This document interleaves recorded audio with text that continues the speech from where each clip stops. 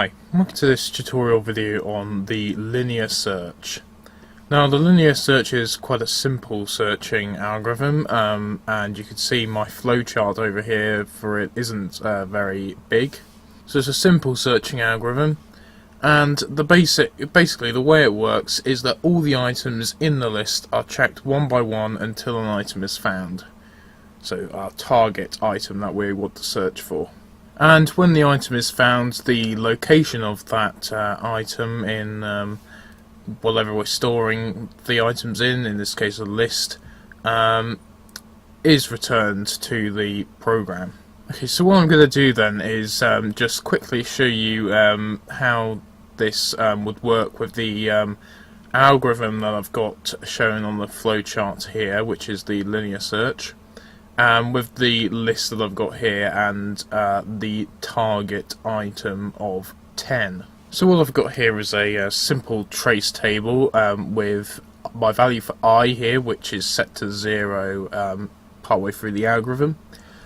And I'm going to put each time I search the part of an item in the list, I'm going to say whether the target is found or not, and then return the target location. So first of all then, we're going to set our list, and that's our list. So I'm going to trace through the flowchart here. I'm going to set our list, and then we're going to input our value to search for, so that would be 10 if we were actually running this program.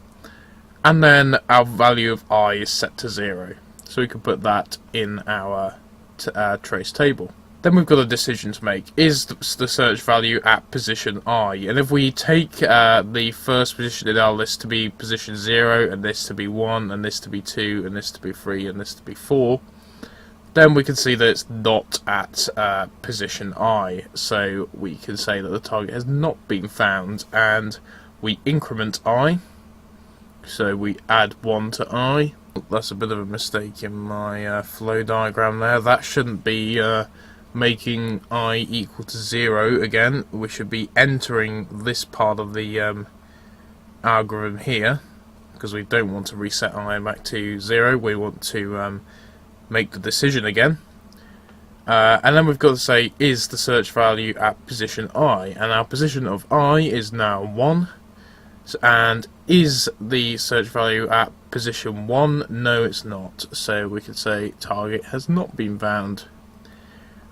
Then we move around no again, and I equals I plus 1, so we say I is now equal to 2.